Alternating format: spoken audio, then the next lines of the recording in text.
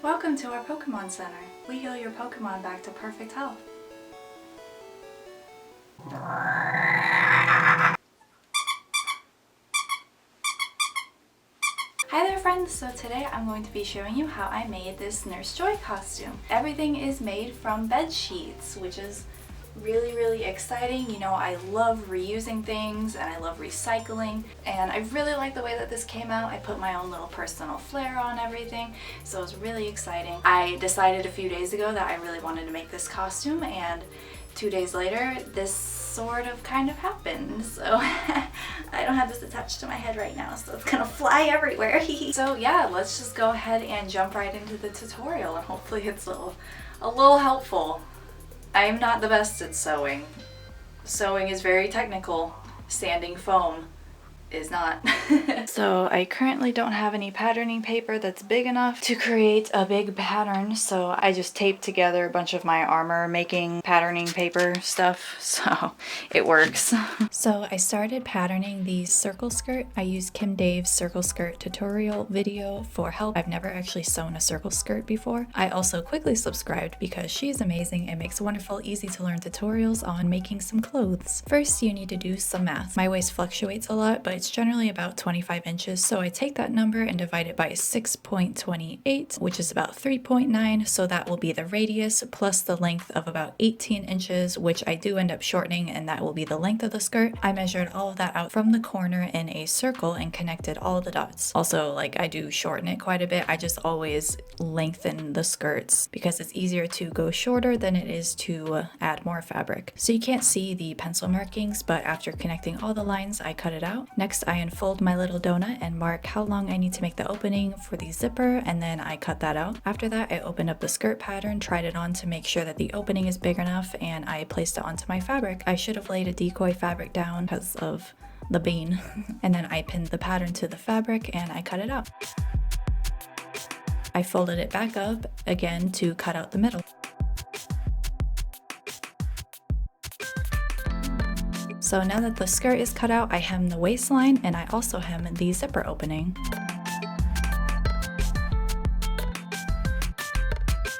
Now that that's hemmed, I go ahead and put in the zipper. I just pin the zipper to the opening. If you've never put in a zipper before, there are usually instructions on the outside of the packaging. I find them very easy to install. I love installing zippers. Once it's pinned in, I just sew it down. I can't find my zipper foot at the moment, so I just set the position of my needle as close to the zipper as possible, and I stitched right next to the zipper. It worked really well, so no, you really don't need a zipper foot to sew in a zipper. It just makes it a little bit easier. After sewing the zipper, I adjusted the length of the skirt to the length that I wanted, and I hemmed it. I think I took about 4 inches off of it. The shirt was fairly easy because I already had one that was the perfect button-up, so it fit me and the style was exactly what I was going for, but it wasn't the right color. So I made my own pattern of the shirt. I did this by measuring each panel of the shirt, tracing the panel down onto patterning paper. As you can see, I'm reusing the scraps from the skirt pattern because reusing stuff is really cool. I do not pattern the sleeves because I'll be using a poofy sleeve pattern. So I measure how long the panel is, the width at the bottom, in the middle, and at the top, and make my lines onto the patterning paper, and I mark which section it was, such as like the middle, back, or the front. After making my lines, I connect any wavy lines that should be straight with a ruler and go over everything in Sharpie. And I also make sure to add seam allowance to the final pattern before I cut it out. So then I do this for half of the shirt, and then I'm just gonna mirror it for the other half.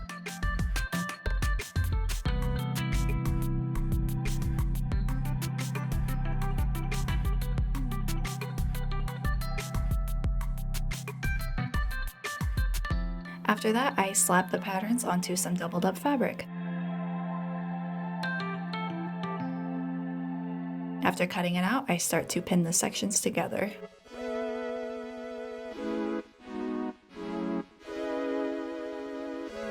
Little helper be like, sick cosplay dude. Super soft, cuddly friend distracted me, so now it's back to pinning. Once I'm done pinning, I try it on, make sure it fits comfortably, and I sew down the panels. Next, I ironed the hell out of it. The sheets were super wrinkly after I washed them, so thankfully this took most of the wrinkles out. I also hem around the neck and the opening where the buttons will go. Speaking of buttons, I'm lame and didn't film the process of installing the buttons, but I picked these pretty white pearlescent buttons and I sewed them on. On the other side, I just cut holes for the buttons and reinforced the edges of the hole with some whip stitches. That was really hard to say. For the sleeves, I stole the pattern from the steampunk shirt pattern by Simplicity. So the sleeve looks like a normal sleeve pattern, but it's bigger and it's got like a big curve thing on it, and it's just bigger to make up for the gathering. The gathering is where the poofiness comes from. It's said to add interfacing, but I feel like this fabric, it stands up pretty well on its own and it hangs really pretty, so I'm also very lazy and I didn't feel like getting any. So I cut the sleeves out and I run a stitch along the lines where it says to gather, and I start gathering. Next, I pinned the two sides together and make sure my arm could fit through it, and then I sewed the sleeve to the shirt. I also love putting in sleeves. Everyone hates putting in sleeves, but I'm like, yeah, sleeves. You're fun. Give me your sleeves and I'll set them for you. With the sleeves set, I can now make a little band to finish the bottom of the sleeves. I put the right sides together and I pinned it. The band was just a rectangle piece of fabric folded in half and sewn and then cut to my arm width, which I did make it like way too small for my arm. It's very tight on my arm. After those are sewn on, I start on the collar. I use a collar from one of Mike's old shirts that I scrapped for the fabric. Can you tell a pattern forming here? I really like reusing things. I usually donate what I don't use and then hold on to anything that I think could be used for crafting scraps. Yet I also live very minimalistically and it's very confusing on my brain. Anyway, I trace it onto a piece of patterning paper and then I trim it down to fit my neck. So then I remembered that I had some fun lace laying around that my grandmother gave to me, and I was like, yes, I need to add lace to this collar. So I pick my favorite and pin it down. I'm pinning it inward like this because I will be sewing the edges of it and then turning it inside out. This way the lace will be sticking out in between the seam.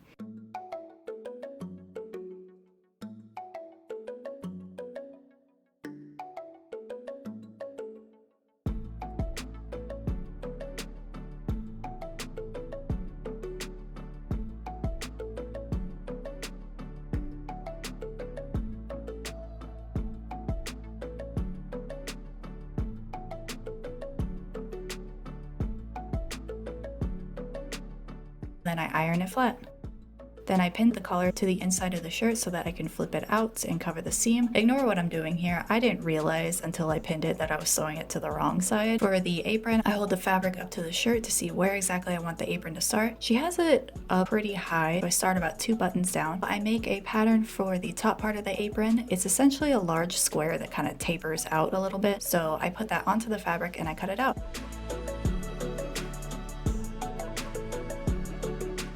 Next, I pattern the bottom part of the apron. I measure how long I wanted it to be and how wide, and it's basically like a large isosceles trapezoid. So I cut that out and I put it on the fabric and I cut that out.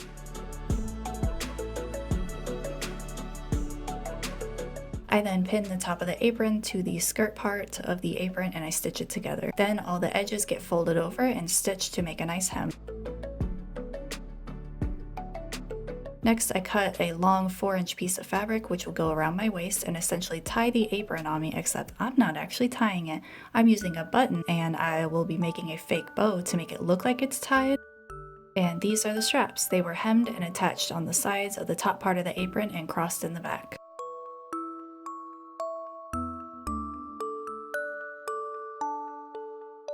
So these are going to be the ruffles.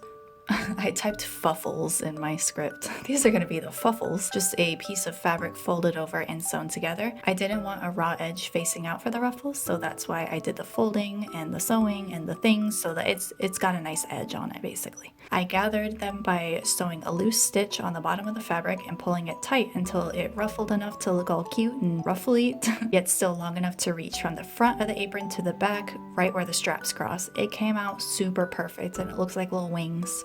I tried it on and stitched them to the straps.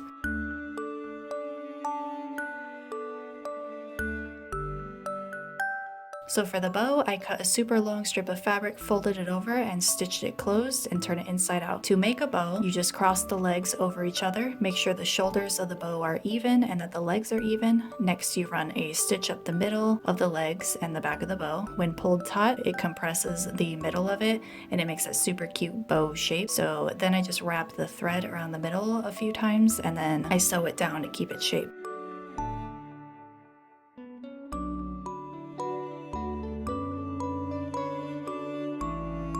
Next, I wrap a piece of fabric around the middle of the bow and I sew it in the back. And that's the bow. This got stitched to the back of the apron to cover the button. And then for the hat, I cut a long 3-inch wide strip out of 2mm foam. This will be the structure for the hat. After that, I sketched the front part of the hat, the part that's like kind of raised a little bit, and then I cut it out of the foam.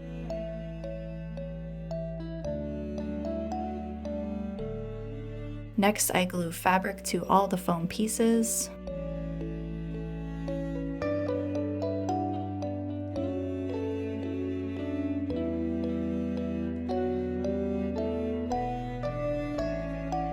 I cut a circle the size of the ring and I cover that in fabric and push it into the ring, and then I glue it into place. Next, I just glue the front piece onto the hat.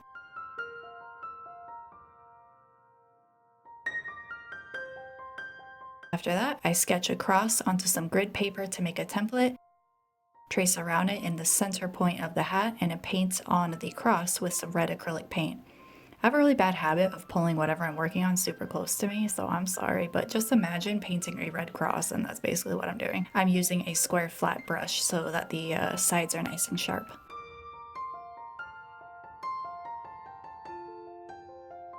And that's it, the costume's complete. Thank you so much, Jim, for the wig. All I did to the wig was I trimmed the bangs, braided it, and then pinned them to the back of my head. Like, that's really it.